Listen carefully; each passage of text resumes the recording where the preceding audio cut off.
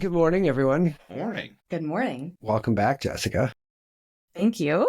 It's my second time here, and I know, it I was love it. so fun the first time. You're one of our few second timers. I Yeah, feel we like don't this is have going a to be lot like of second SNL time. where we got to give people a jacket if they hit 5 or something. Yeah. But I will have to say, you have been mentioned on the show several times because not necessarily by name, but we're like, we had a porn addiction person on, and like, you know, because we do reference a lot of, We did obviously, reference the owl tracking quite a bit, and the too. owl has been really referenced many times. How crazy is that, man?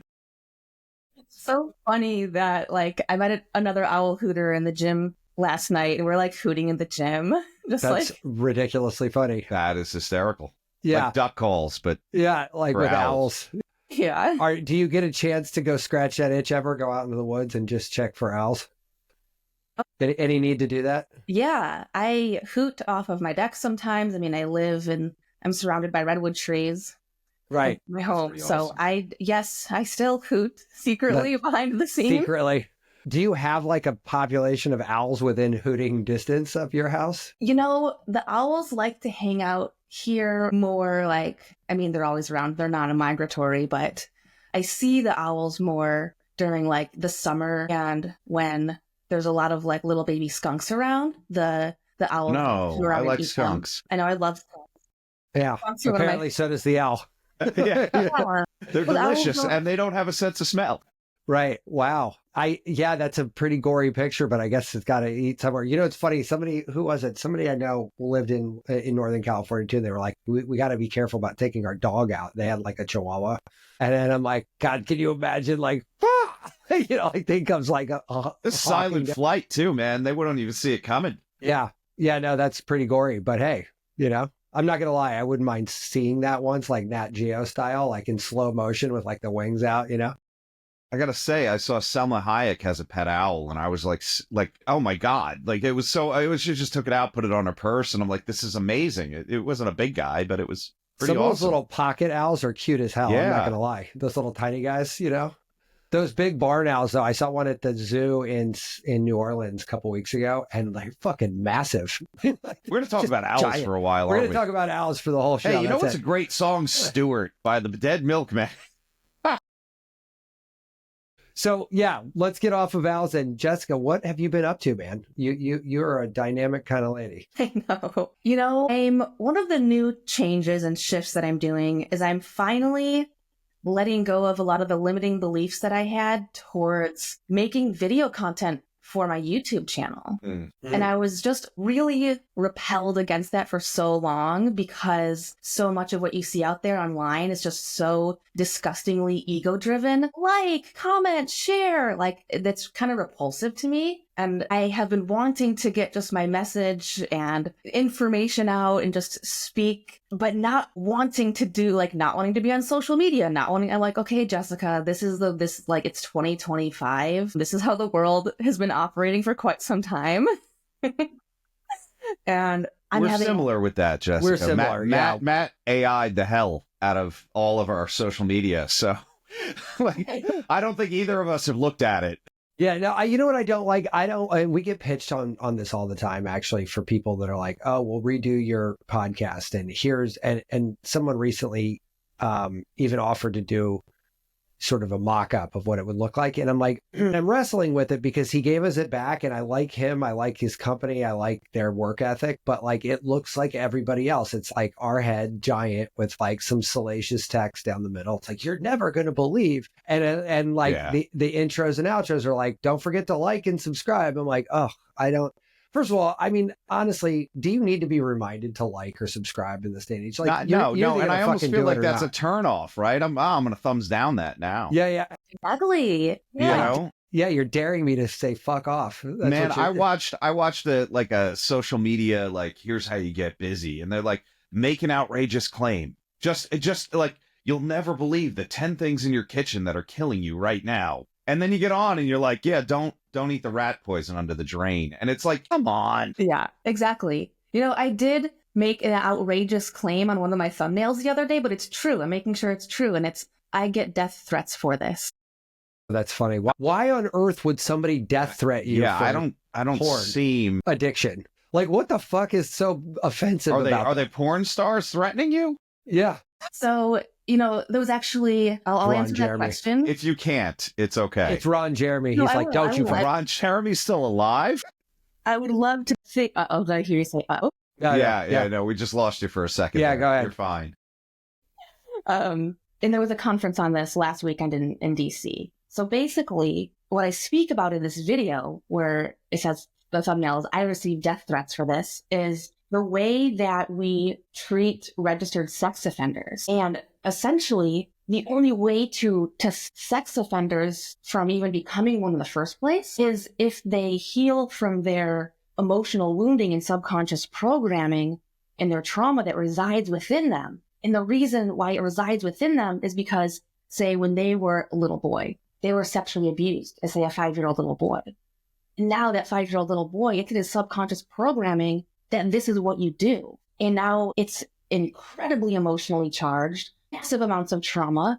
And that's the boy that grows up to be a man who then commits a sex crime, either on an adult or a child. And who was trying to death threat you? People who just didn't like you even positing that a sex offender could be healed before it even happens? Or, I mean, it seems like a weird... I think even the fact was it even having sympathy for somebody who's a sex offender, because we got that Citizen app or whatever the hell it is, and it's like, there's a sex offender 0.3 miles from your home, and you're like, what, did somebody just move in? And no, it's probably just some random thing that it pops up, but it's certainly like, house shopping even. My wife is like, I got to look at the neighborhood. And that's one of the things she checks. Yeah. And that right there, like, the thing that I bring it back to is there's an equation for healing, and healing equals safety plus vulnerability. Healing equals safety plus vulnerability. And what could be more vulnerable than being sexually abused and having that be revealed and known? Because that creates shame like none other. Sure. And essentially, there's many, many people in the world who their view is death penalty, a torturous death penalty. A torturous death penalty is, a lot of people believe that's what sex offenders deserve. And the angle I'm coming at is, if we create something where before they commit a crime, before they inflict pain and bring that trauma onto another person, there's a place, a safety center, whatever you want to call it, where it is totally, completely safe for them to bring their vulnerabilities to the table so that they can heal from it, so that they never go on to pass the trauma onto another human being. So So the empathy here isn't for a post-sex offender, and it is for a pre-getting to that point, and like the people who I assume were giving you the death threats weren't making that distinction, right? Yeah, well, it's technically for anyone who would be anywhere along the cycle. Say, if they've already committed the crime, then going to a place that is like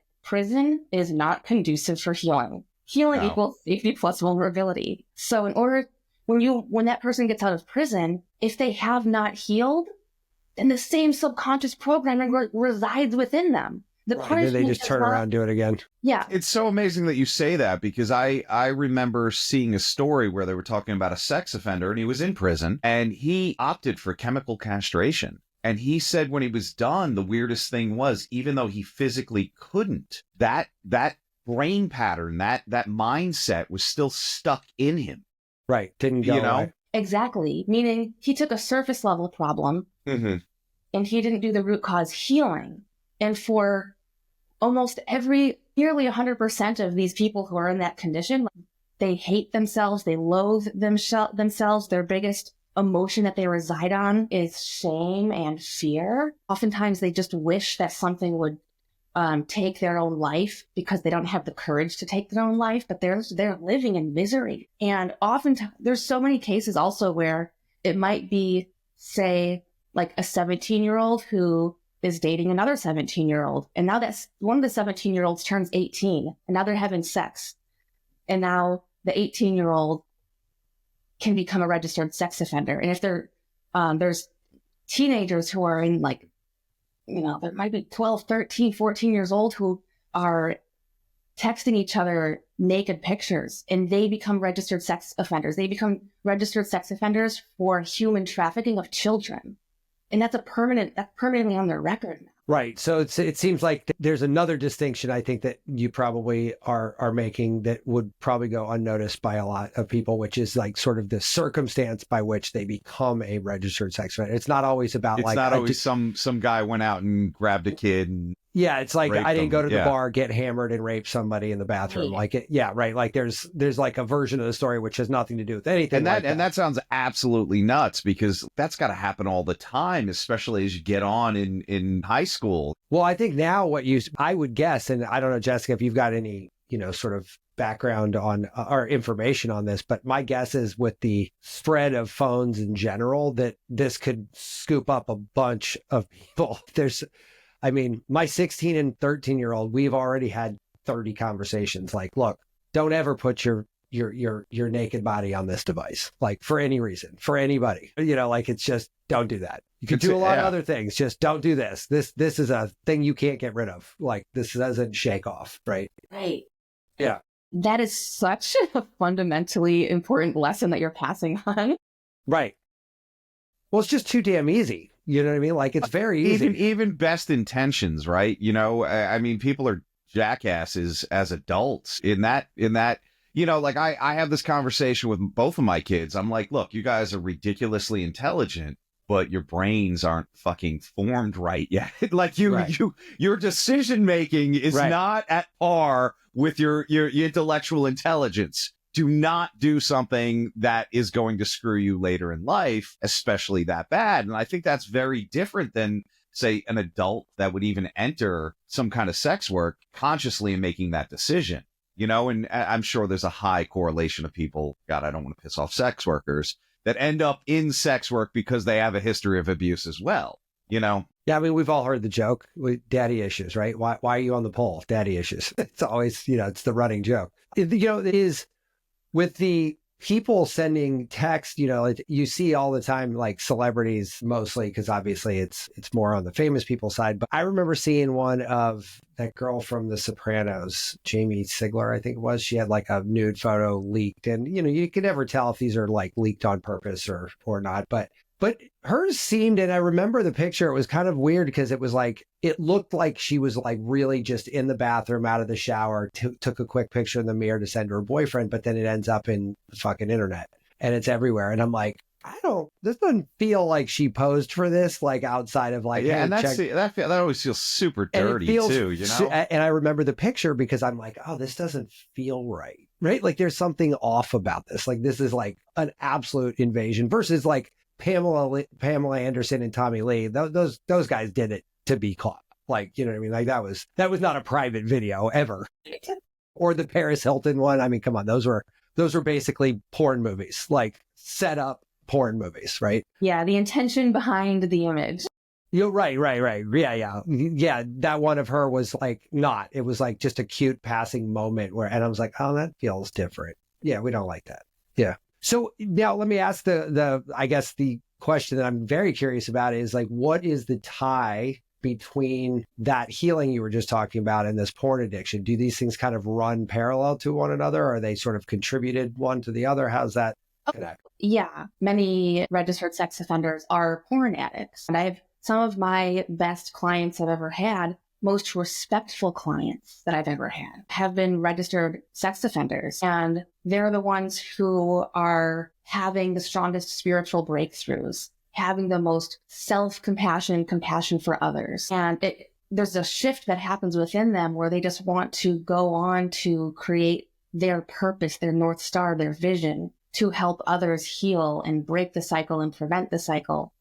And it's when I started this work with helping men overcome pornography addiction, registered sex offenders wasn't even something on my radar. It wasn't even in my thoughts. It wasn't even just something, it just wasn't there. And then as they started showing up, I noticed that they were just some of the most remarkable men, just coming with full bravery to speak on the times when they were sexually abused as little boys and what that did to them and what their experience has been going through the prison system. And it's been insane. Just some of the things that I learn about in the prison system. It's like one of those things where it can't be known what they've done because then they might get murdered in prison by another inmate. But that Which spread. is so interesting that even that in a prison system, that is like the taboo. That's the one thing. Yeah, I Like, mowed down a bunch of old people at the mall. No and problem. that's like, cool, you're a hardcore guy. And then, no, you touched a kid, we're going to fucking castrate you and murder you.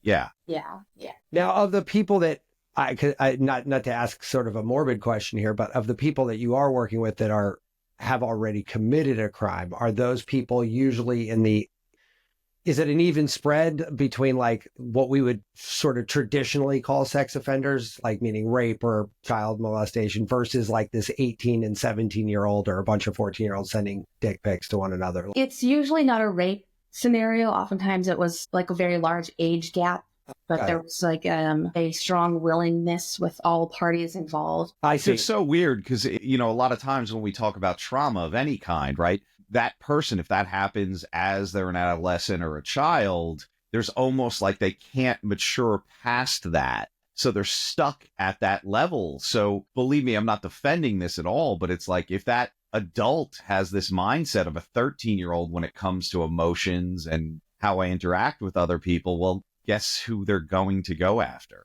Yeah.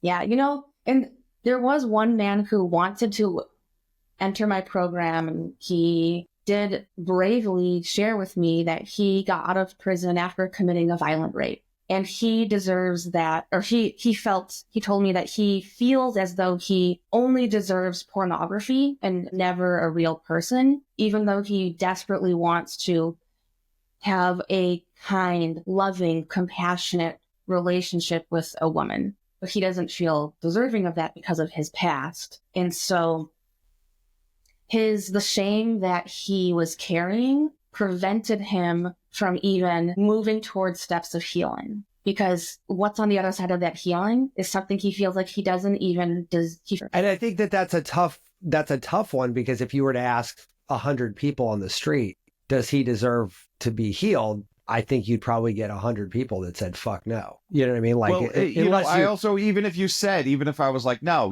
everybody deserves compassion. And then you go, what if it was your kid? My answer is probably going to change. My answer is like, I'll kill him myself, Right. Right. And that's what I'm saying. Like, that's, I think, a programmed reaction by, I don't want to say everybody, obviously that's not true, but a lot, the vast majority. Right. I mean, we hang out with some pretty fluffy people. So like, people, I think if you asked our friends or people that have been on the show, they might be a little bit more emotionally evolved about that answer than, say, the average bear. But I feel like that's on a certain side where like even, I don't know. Well, I mean, if I told a bunch of people that like, hey, there was a 25-year-old who was in a committed relationship with a 17-year-old or a 16-year-old, right? Like, I'm not talking about like real child, like 10 or 11. But like if you we're in a semi-adult relationship with an underdeveloped 25-year-old and an overdeveloped 17-year-old, and that led to a sex conviction. I agree with Jessica's original point. Where you're like, there isn't like a shade of gray here. It's like, it's a binary thing. You're on the list or you're not on the list. You're on the list, you're not on the list, right? It doesn't matter how you got there. And I think that that's probably the biggest problem for me personally anyway, about wrapping my head around this kind of stuff, is because my gut reaction is like, oh no. But then I'm like, wait a minute, I'm not defending you that. never think of that, right? It's the bumper sticker argument versus the, like, here's the full story. Right. And again, I'm not trying to defend it, but I'm also kind of a lot more understanding of that with the nuance described versus like, this is a violent child molester, right? Like that's. And even taking it to a more extreme example is when I was becoming a certified breath coach through Brian Kelly's 9D breath work, there's this woman who has this amazing story. And I truly believe that the deeper and darker the pain that we experience and suffering in life, if we transcend that pain, the more brightness and love and light we have on the other side. And so healing from pain is a gift. Healing from trauma is a gift. And the deeper and the darker that is, the more incredibly amazing we are on the other side with what our ability is to be a beacon of love and light and healing for other people who desperately need it. And when I was going through that breathwork coaching course with Brian Kelly. There was this woman who was about 60 years old. And when she was a little girl, I think she was even prepubescent, she was kidnapped and sexually abused and just held for, I don't know how many months or years. It was a while. She was kidnapped and used as a sex toy, essentially. Oof. And she always felt totally unsafe. Here she is, 60 years old, still sleeping with her bedroom door locked every night. And the breath work is so amazing for healing trauma that she healed her trauma in such a way that she not only just got rid of her fear, one of her biggest emotions is having massive compassion, love and compassion for the man who kidnapped her. Love and compassion for the man who kidnapped her. Wow. Knowing that he is coming from an incredible place of suffering to be able to do what he did. You only make those choices from a place of suffering and nowhere else. Well, sure. Yeah. Well-adjusted, happy people don't make those decisions. There's no two ways about that. Yeah. And so even the ones who have experienced tremendous pain, when you do your healing journey, I don't say the right way, the most thorough way, the deep way, and the complete way, 100% of the time, you will have a tremendous amount of compassion towards the people who hurt you the most. If you are missing that, you are not done with your healing journey. You do not have compassion for those who have hurt you the most. That's an interesting way of looking at it, and especially challenging given the subject matter. You know what, right? Matt? It's so funny because you're absolutely right. It is such an interesting way to look at it.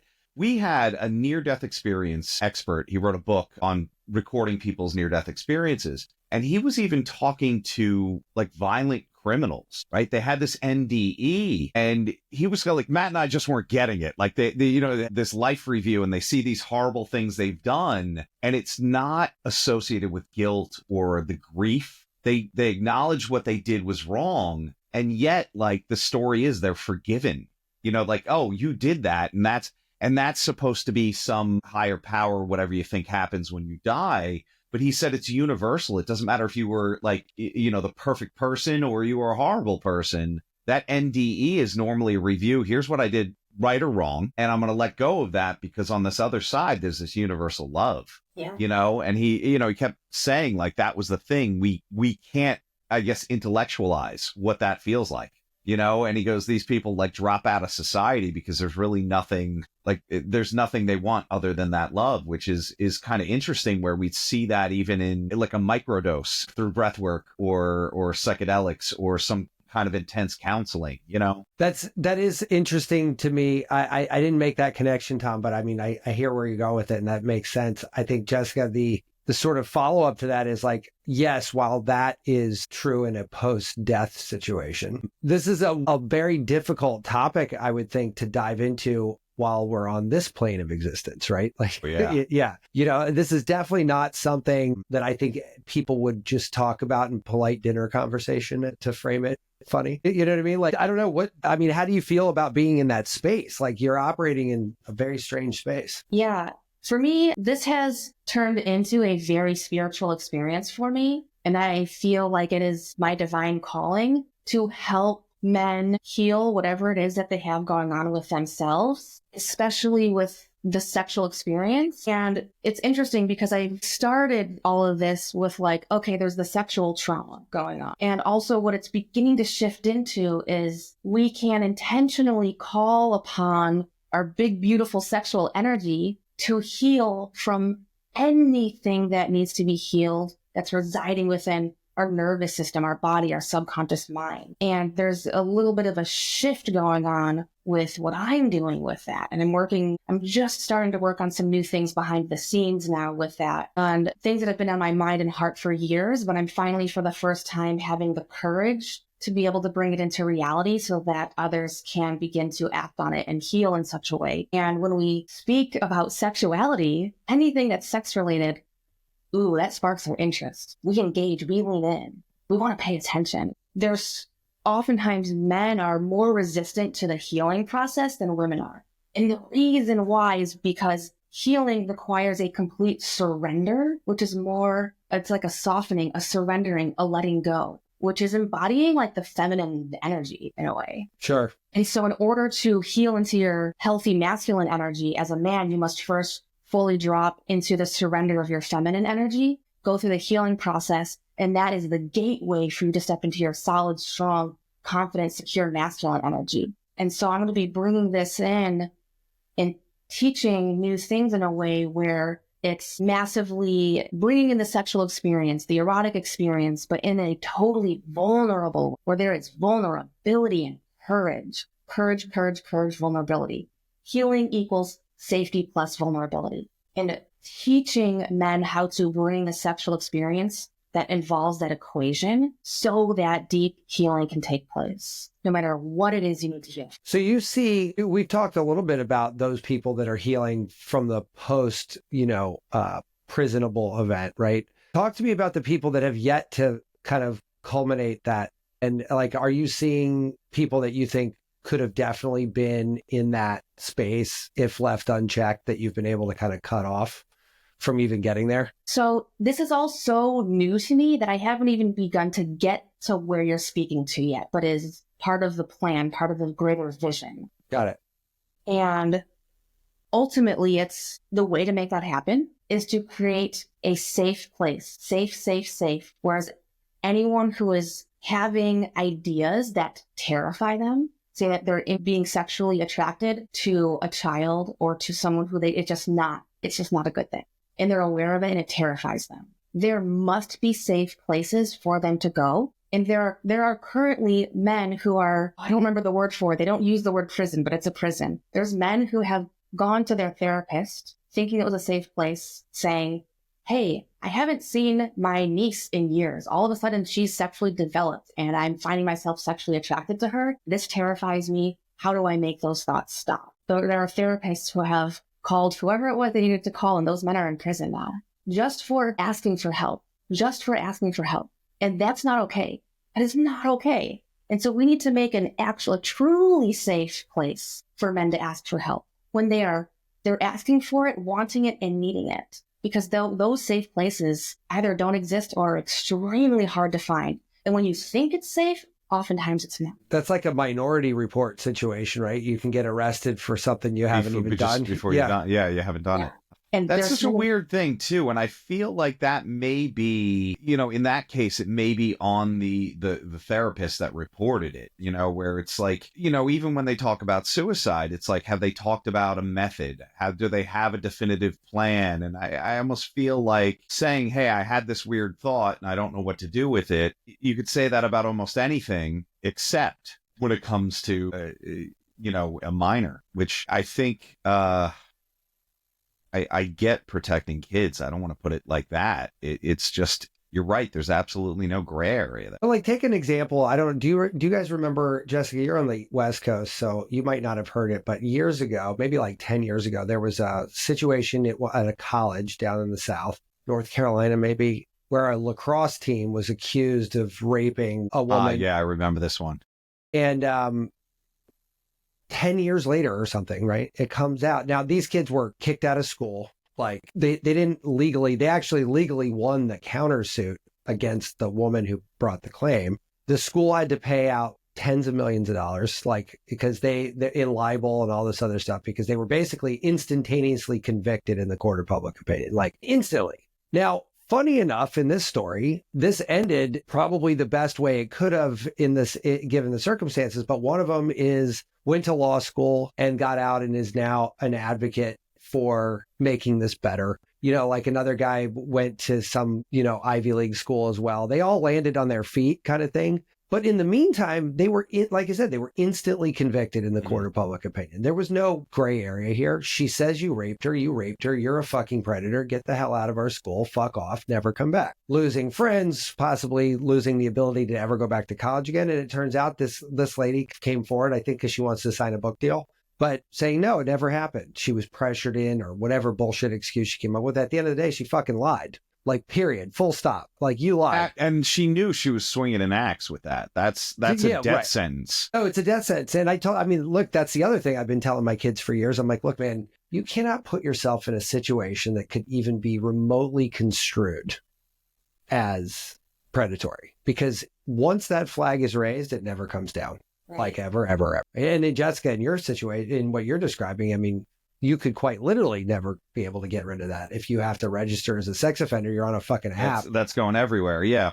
Yeah.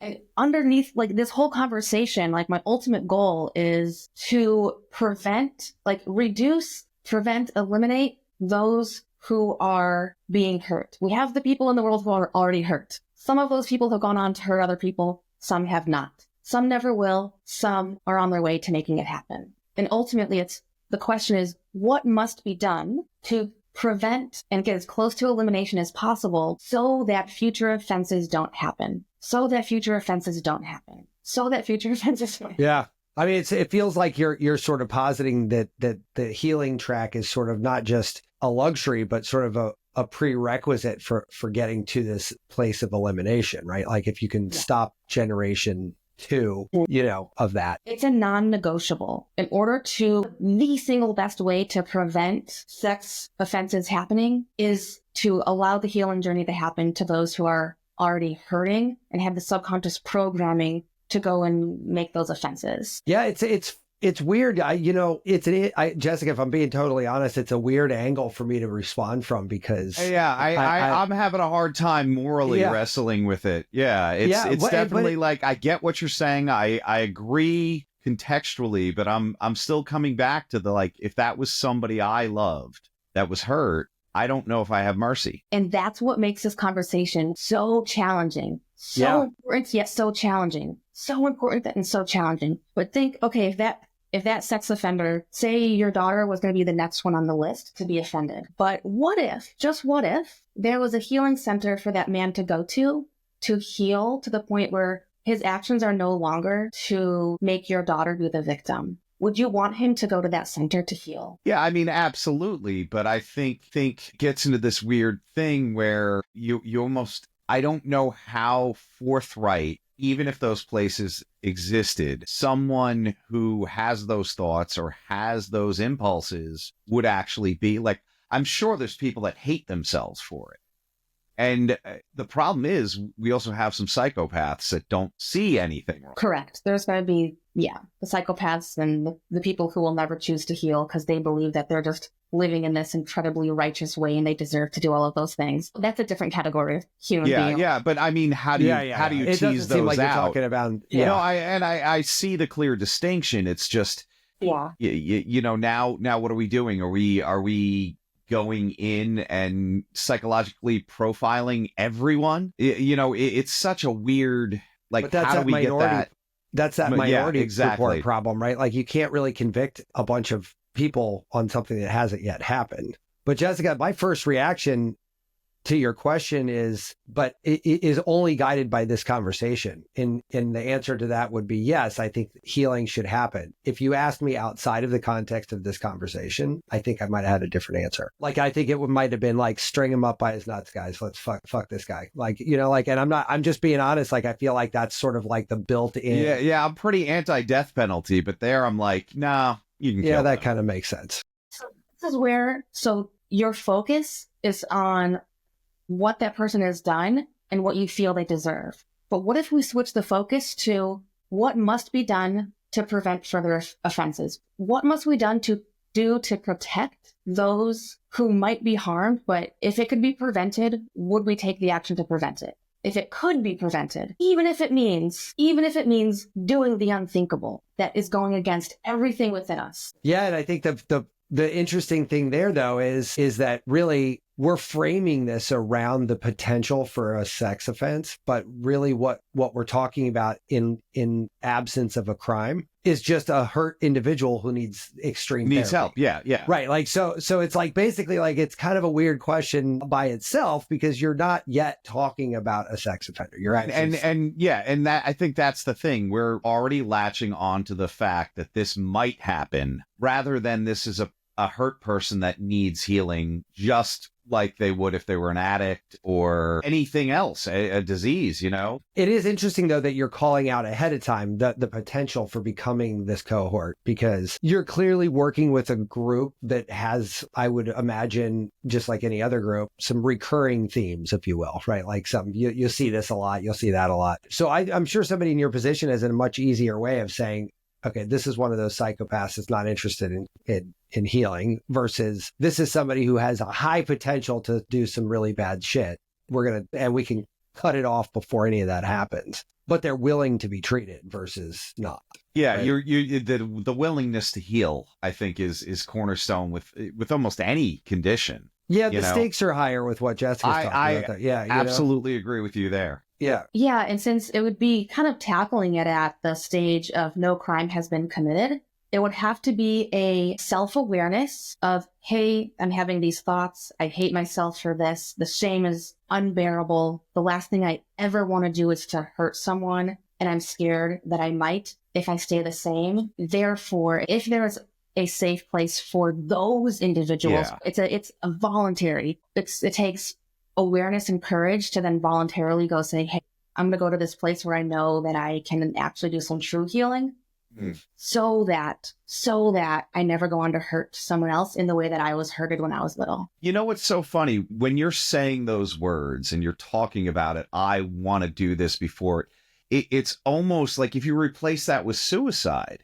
right? Like, well, of course, get help if you start having those thoughts. But you're absolutely right. This taboo nature of this, that we can't kind of preemptively stop something from happening if the willingness there by the I don't even know, you can't call them, but you know, the person with the thoughts.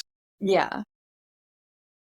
It's a rough I've had one. a million thoughts that I've never acted on before. So I think it is interesting that somebody could be put in jeopardy by just admitting something like that.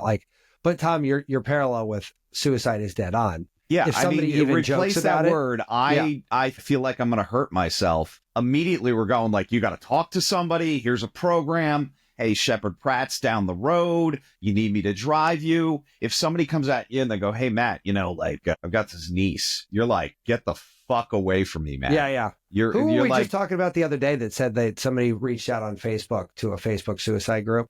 Was that?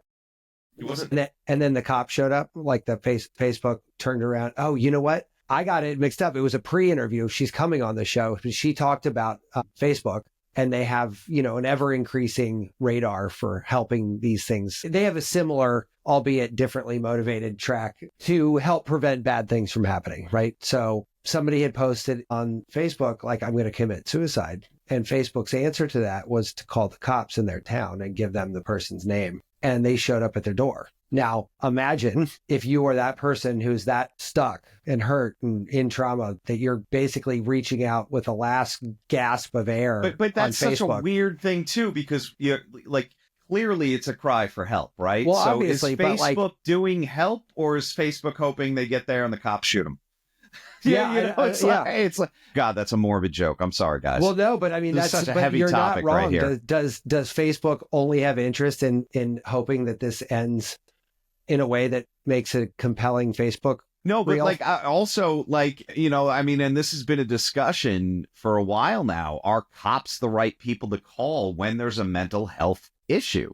Do they have and it's funny because I had this happen at my office. There's a guy in Hamden, Matt, who, when he takes his meds, everything's cool. When he doesn't, he's standing outside of the ROFO on 34th screaming at people. Oddly, one day, 6 miles down the road at my office, he comes in shirt off, screaming about how he's going to have a boxing match with the King of Hamden, right? And now I'm going like, I got to get him out of the office. Patients are coming in. And I'm like, well, I'm a healthcare place. How do I do this? And I called the cops after he took off. Like he said something to me and he ran off. And I was surprised to hear that the Baltimore City Police do have like a psych evaluation. They're cops. And when I told them, the officer was like, did he mention the King of Hamden? And I go, I think he said he was going to fight him. And they're like, okay, that might be the same guy. We know who he is. And I go, look, please don't hurt him. Yeah. And they're like, and here I am begging for the dude that just kind of sweat threw my couch. I got rid of the couch. But, they're like, no, he's off his meds. He's known, he has a family. This is what happens when he misses a couple of doses. But, yeah, they had compassion. I was actually surprised. So I'm wondering, I don't think they come in kicking in your door, guns blazing, but they're, well check should be a well check. But yeah, once again, that's not going to exist if you say, hey, I'm having a feeling of touching a child. Right. I think the ultimate question is saying, like, if someone says to themselves, I'm worried I'm going to hurt someone, that is the last thing I want to do. Where do I go for help? That they have a place to go to for help, no matter what it is. I'm worried I'm going to hurt someone. That is the last thing I want to do. Where can I go for help? Right. And like, I'm just curious, do you have people coming to you in that state? I have the ones that have admitted, to have the courage to say that, like it's so rare to feel safe enough to say that. So I know that has been in existence without the words being spoken. I have had clients say to me and say out loud that they are absolutely terrified that they're going to accidentally click on child pornography, and that's the last thing that they want. And the way that pornography works is like how it works on your brain and your internal operating system is you begin to become like erotically turned on and aroused, and then you begin to seek it because you saw it. And they're absolutely terrified that they'll accidentally watch it and that they're going to fall in love with it. It scares them more than anything else. So that is interesting. And I mean, I never knew that. Or at least I never thought about that. I almost feel like, and God, a comedian does a horrible joke about this, but, almost like, you start looking at something and it's pretty timid, and then you're like, okay, that was kind of cool. And then you're clicking and clicking and clicking. And next thing you know, even without intention, you end up on a site that you didn't even start it's like Googling something even in healthcare, and now you're 15 pages in and you're reading some conspiracy theory. Don't ever do weird searches in regular, because it'll be in like if you have like an oddball request, you got to do that in like another browser, in incognito or something. Otherwise, your algorithm gets completely fucked up. You're like, oh my God, what is this? I see why if somebody was really deep into porn, even without any inkling, why that would be, God, I accidentally clicked this link and now I'm worried that the feds are going to come kicking my door. Yeah. And just with porn culture actually has trained men to be more attracted to prepubescent girls, such as like when women shave the hair off of their genitalia area. That trains a man's brain to be sexually attracted to prepubescent girl genitalia. And now when that genre of porn accidentally shows up, their brain is already has been trained to be attracted to that. So it's not even as large of a leap. Things like that are going on. I know this is a really heavy topic. It was so much lighter last time when we were just talking about rotten oysters and owls. No. Listen, honestly, yes, it is definitely much heavier, but it's an interesting take on a topic that I don't think we ever would have gone out of our way to do. And it is an interesting take, mostly because it's so completely counterintuitive to what I think most people would say off the cuff, right? Like they wouldn't say, let's talk about this from a compassion standpoint, or let's not even, because if there's somebody who's on their way to committing a sex crime, like we just bucket them as like, you're just broken, dude. Yeah. You're just get out of the civilization. Yeah. There's a forest somewhere with your name on it, buddy. Go do that. But it's intriguing to think like, could we potentially create that pathway by which everybody does walk away healed, and then none of this shit happens in the first place? Because I agree with you, man, about prison. I don't think there's a single prison that's ever helped somebody. I think people survive it. I would say I hear things in other countries where there is actual reform. But no, this is when you have a privatized, look, prisons are owned by private entities, right? They're not meant to reform. They're meant to fill beds and get government money. Right. So I don't care if you're rotting in there, I don't care if you get out. And that's not like, for every one guy that gets a GED or goes on to get a degree in law to clear his name, there's millions. I mean, we're in this country alone. What is it? Like 25%, some insane number of our population is in prison. And it's not a healing place. Right. And what if our prison system, instead of it being for profit, what if it was for healing? Because that's what reduces the number of prison beds needed. Wow. Yeah, no, that's it. I mean, it's fascinating to think about for sure. I mean, it is, and it is funny because, and I want to draw this non-parallel, I guess, but like Tom and I joked when you were on the first time, we're like, well, how much porn is too much porn? Like, when do I know that I'm addicted versus like just a healthy appetite for porn, right? But the not so funny part about that is, and I'm just in context of this conversation, I'm kind of thinking, I'm like, I wonder if how much of the people that are just looking at porn are doing so as a way to scratch an itch that they don't want to like transition to real world, but they can live in this fantasy. They can live out some of these darker fantasies, not actually interfering with anybody else's lives. Well, Yeah. There are categories that I see when I accidentally click on that. I'm like, who the fuck would be into that? and let me speak on that because that, Matt, what you were saying is happening a lot.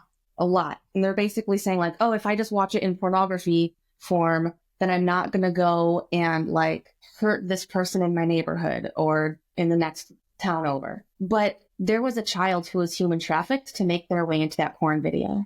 There are millions of children in that position right now. Right now, there are millions of children who have been human trafficked and are being held prisoner. And so still, the pain is still being perpetuated. I don't know if you've noticed this, you probably have, but airports now have human trafficking like posters, I've noticed. which I've never seen in my entire life. I just went to Switzerland and in the airport on both sides of the pond, I saw human trafficking pictures and I have photos. And I'm like, the fuck? Like, where did that come from? I've been to a million airports. I've never seen that before. But apparently awareness of this situation is on the sharp uptick. I think a lot of people are kind of keen to it. And that number is crazy. I've heard it before, too, that there's like at any given point, 7 figures amount of people in this problem. Yeah. And that's one of my ultimate goals. And the purpose work on my heart is to allow the healing to take place so that the effect of that is reduce the number of children who are being human trafficked because there is a lower demand for it, including also the adults. There are many adults who are human trafficked for the sex slave industry. To allow the healing to take place such that the global demand is reduced, and not just for those who are being human trafficked, but those who are just out living their lives and then sexual abuse happens upon them by someone who is hurting. That's my ultimate goal. Reduce the number of people on this planet who are being hurt in that way. And the non-negotiable, the only way to make that happen is to allow it to be safe enough for those who are already wounded on the inside to feel safe enough to ask for help and then surrender into receiving it. That is the only way that it can happen. The only way. And that's where we have to say, I want that guy to receive a torturous death penalty, but I know that's not going to reduce the global demand for human trafficking. Yeah, I mean, if anything, that has nothing. Yeah, you're that aimed would at have the zero source. effect. You're definitely aimed at the source. It's so taboo It's hard. that it's hard to even have the conversation. And yes, this is anything. You want it to go away, you fix the source. Right. And it's interesting, Jessica, that you took this path, and we talked to you when you were sort of kind of figuring this stuff out in directionally, and to see where you've come. It is interesting because we see all of the things you're saying we've seen in more traditional topic, Matt, all the time, right? People have weird habits, like that one woman who was pulling her hair out until she was bald, right? Yeah. Like that was a trauma response, right? So she figured out a way for her to solve the trauma. Now, no one cared because it's just pulling your hair out. And so it was just happening to her, It was just happening to her, right? So it's easy for us as a society to be like, all right, well, she had some thing that was, fucking with her head and she was plucking her hair out. Then we fixed it. We fixed the thing that was fucking with her head, and now she's got a full head of hair. But like the cause and effect are like so non-critical to anybody that it's sort of that story can come and go. But fundamentally speaking, you're talking about the same healing path. Just the stakes of win or lose are a lot bigger, and that's got to be a difficult place to move into. But I love that you found the passion for it. It's very cool that you have a voice, because I don't think there's many people that would have that level of compassion. Yeah. And, it's interesting because I know that's been the topic of the conversation today. And it's not even the biggest like thing on my heart as far as like the impact. We'll have you back, but we got to have a lighter one. Okay. Yeah. What's that? So More talk about what owls. is it? What is it then? Like what is big? I mean, because it feels like that's sort of like a good solve. Like it's a good problem to try to target in on and solve because it would have I a also bigger think it's impact. a nice way to wrap this up too. I think it's really Yeah.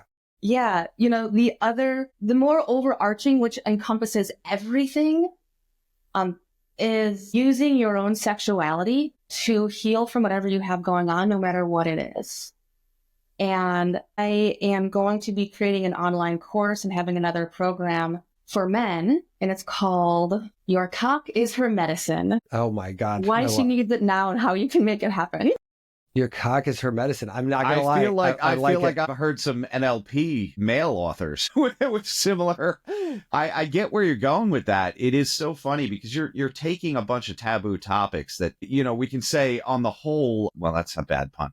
But that America has a lot of hangups about sex in itself, almost like we haven't been around that. To really have the maturity ourselves as a nation where we're so repressed that we can't have these conversations. So we can't even, one, protect the sex workers. We can't protect the people that are stumbling down this path in a wrong way that could hurt somebody. And we're not even protecting ourselves from like, well, look, this is norm and that's okay. Like even if it is a normal sexual experience, we already have that guilt around it, Yeah.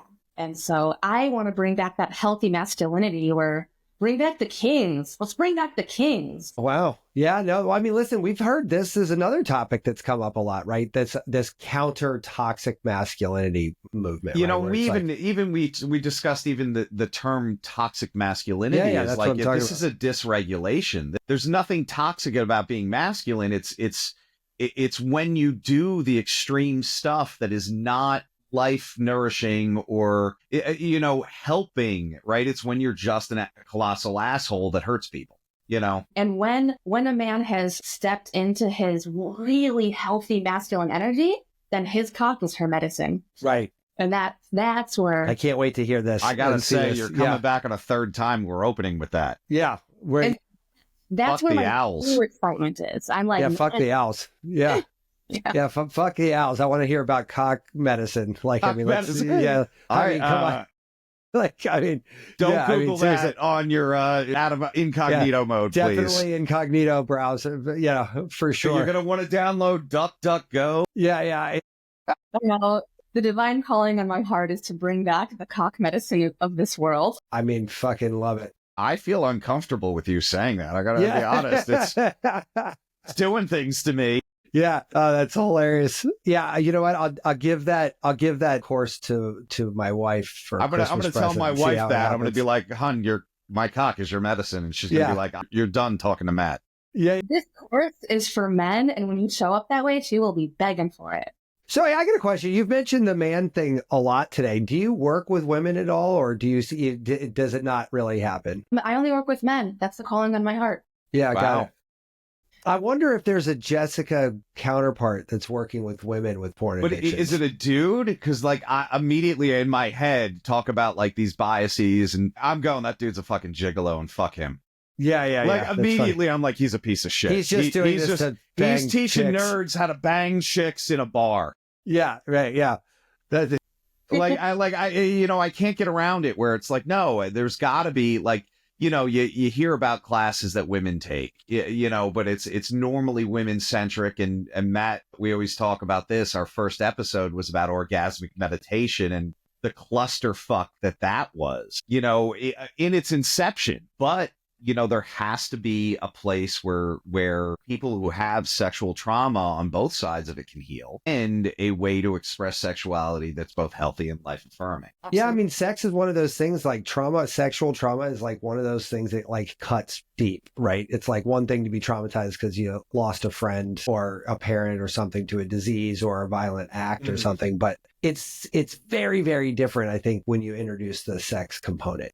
Right. Like all of a sudden it amplifies. So it's like a force multiplier for the trauma. Right. It's like, oh no, that's what makes I think this topic uncomfortable. It makes people uncomfortable. And I think that's why I'm very happy that you were able to come here and talk about it. That was fun. This was absolutely great. But So a where do hard we one, send you you? Where do we send people like to find you? I mean, I looked up your stuff. It looks like you've gotten quite a bit more involved than the last time we met, which is good to see that you're moving things along. Where do you want people to go this time? Is it YouTube? I heard you kind of leaning in on that. Yeah. medicine.com. Yeah. I love that. I'm 100% sure that's taken. That's already and taken. And once again, do not look at that without being incognito mode. So my YouTube channel, which I'm finally beginning to lean into making content, is Self-Crafted Kings, plural, Self-Crafted Kings. And my website is Self-Crafted King, singular, no S, Self-Crafted King for the website, Self-Crafted Kings for the YouTube channel. Cool. Yeah. Why the difference in plurality there? Was it Availability? Because the YouTube channel, everyone who's subscribed, you were a tribe.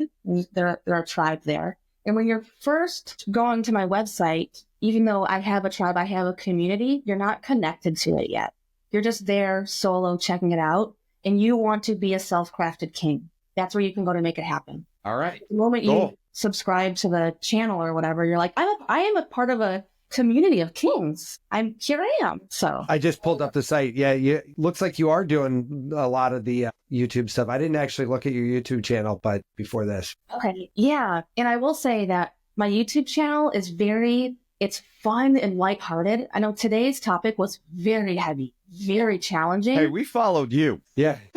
Well, honestly, you know what's funny, Jessica? I think it's safe to say that you win the award for challenging us the most on our I would agree with that 100%. Right, like I mean, Irreverent Health sort of opens the door for conversations like this. I would have thought more often, but like you definitely win the prize. The and gold good star on you goes for to Jessica. going there too. Yeah. You know, I mean, that's not something I think I have the balls to do. I would never postulate that, let alone voice it if I had that postulation. Yeah, I'm going to stop saying postulate because it's going to start to sound like AI. It is. Tom's just being run by an AI right now. I like that. I'm actually 3 raccoons in a trench coat. Yeah. Man, I just want to say thank you. Like both of you, like held ground and showed up with courage with what I brought to the table with a deeply challenging topic. And it was so wildly different from our last conversation. Oh, 100%.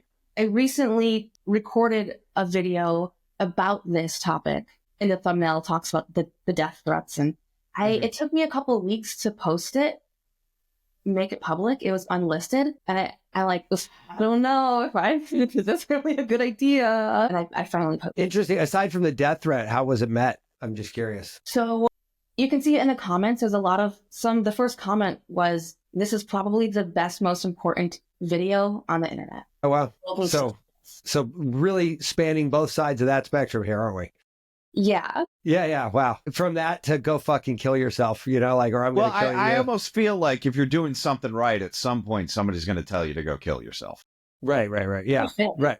Yeah. No one's told me to kill myself yet, so I guess we haven't made it yet. We haven't quite worked our way up. Although, let's not put that out there because I don't need to be walking down the street and somebody like, I heard your show, go kill yourself. Yeah. Right. Yeah. That's coming. Yeah. Oh, yeah, for sure. Jessica, before we get ourselves into any more trouble, we're gonna leave us with that. But thank you again for coming. I think I love what Tom suggested. You could be our first 30-time guest, but we gotta find a jacket, maybe a T-shirt for It 3. would almost be ridiculous to not hear more about this cock medicine situation because I think it feels very on brand. I wonder what the AI would do for the cover art for that episode. Oh, Jesus, yeah. I will just put this out there. Women are ready for the cock medicine. Most of them don't know it, but when I've seen some of those videos too. All right. Yeah, that's funny. When men show up swinging their cock medicine, the women will surrender to it. They will. All right. Well, I'm gonna have to bring a notebook for that one. Take notes. Well, look, we're recording it, dude. Yeah. No, I'll just put it on as my screensaver. All right, guys, listen, love it. Jessica, thank you so much for coming. We'll check you later and have a great weekend. Thank you so much. Be subversive, irreverent. health is wealth, but you knew that. Everybody knows that. But so is following us on social media at Irreverent Health. And check out our website for more exclusive content at irreverenthealth.com. Oh, I like this. Thanks for tuning into this episode of Irreverent Health.